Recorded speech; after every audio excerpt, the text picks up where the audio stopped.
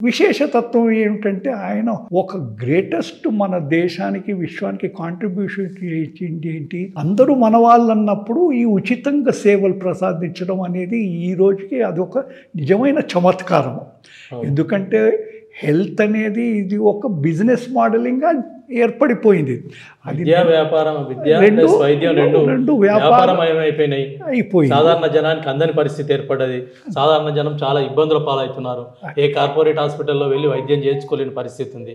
Government హాస్పిటల్స్లో మాత్రం సరిపోవట్లేదు. అవి సరిపోవటం ఆ సేవలు సరిగా కరెక్ట్గా మీరు ఇప్పుడు గవర్నమెంట్లో కూడా ఎన్ని రాష్ట్రాల్లో చూస్తే సేవలు జరుగుతున్నాయి. బట్ ఆ పాపులేషన్, ఆ పేషెంట్స్, ఆ బెడ్స్ సరిపోవడం లేదు. సో ఇంకేమంటాం మనం?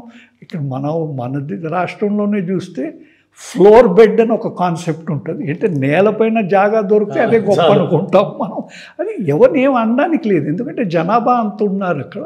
సో ఇట్లాంటి పరిస్థితుల్లో ఈ సత్యసాయి సేవా సంస్థలు కానీ, మన సత్యసాయి సంజీవిని ఈ స్వస్థ కేంద్రంలో సేవలు అందించేది ఎంతో గొప్పదండి.